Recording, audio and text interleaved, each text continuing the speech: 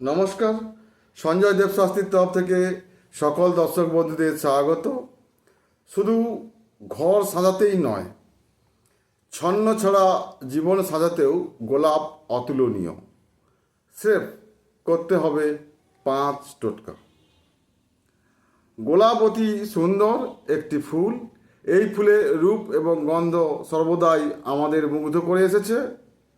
পুজো থেকে শুরু করে ঘর এবং নিজেদের সাজানো সব কাজেই এই ফুলের জুড়ি মেলা ভার। মাতা লক্ষ্মীদেবী এবং হনুমানজির প্রিয় ফুল হচ্ছে গোলাপ।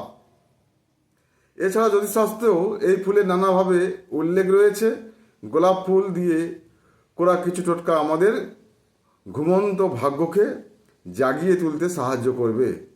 জেনে নিন সেই টোটকাগুলো কী কী। 1. প্রতিদিন সকালে অথবা সন্ধ্যাবেলায় কর্পূরের সঙ্গে গোলাপের পাপড়ি জ্বালান। এই কাজটি করলে লক্ষ্মীদেবী প্রসন্ন হবে। 2. যদি জীবনে কোনো কাজ করতে গিয়ে বাধা আসে, তাহলে প্রবাহিত জলে পরপর 5টা পূর্ণিমায় 3টি করে গোলাপ ভাসিয়ে দিন। জলে ভাসমানের আগে গোলাপের ওপর সামান্য মধু এবং লাল চন্দন মাখিয়ে নিন।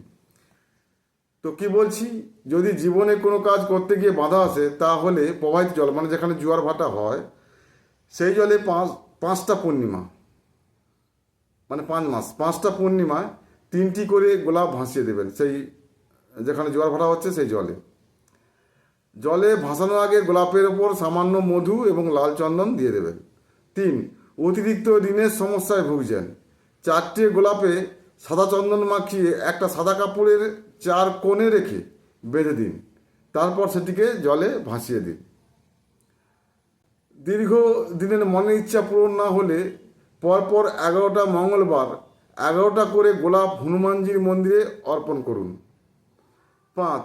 টাকা পয়সা যদি খুবই সমস্যা থাকে, তাহলে একটা লাল কাপড়ে 3টি লাল গোলাপ, লাল চন্দন এবং লাল সিঁদুর একসঙ্গে বেঁধে মা লক্ষ্মীদেবীর চরণে 1 সপ্তাহের জন্য রেখে দিন।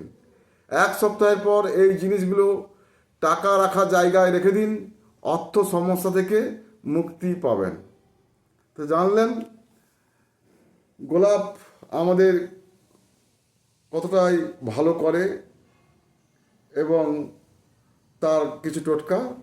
চ্যানেলটি সাবস্ক্রাইব করবেন। সবাই ভালো থাকবেন। নমস্কার।